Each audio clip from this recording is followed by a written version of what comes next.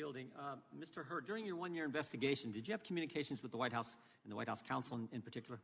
Yes.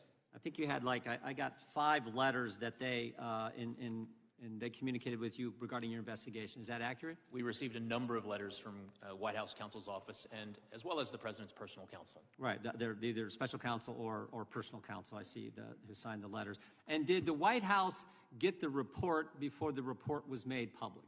We did provide a draft of the report to the White House counsel's office and members of the president's personal counsel team for their review. No, I understand. And did the White House then, once they got the report before it went public, did the White House try to weigh in with your investigation on elements of that report and, frankly, get the report changed? They did request certain edits and changes to the draft report. Yeah, I see that in the February 5th letter. Did they only correspond with you?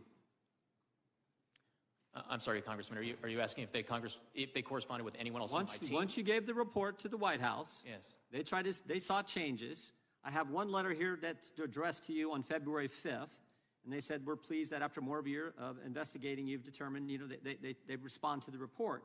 And then they disagree with your, they asked for you to change some of the things you had in your report, namely the fact that the president's memory was not very good. You remember that? Yes, sir.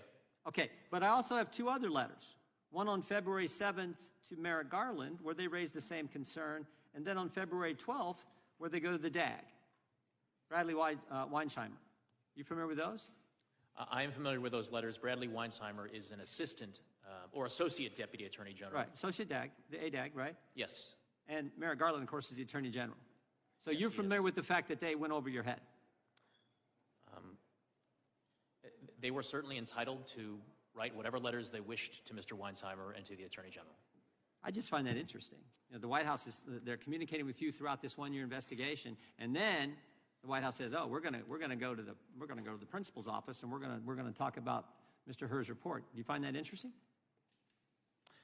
As I said, they were free to correspond with whomever in the federal government they wished to correspond with. I did engage in numerous communications with them during the course of the investigation. And as is reflected in the special counsel regulations, the Attorney General did provide oversight of my investigation.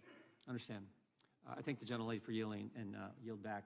The chair now recognizes the gentleman from California for 5 minutes.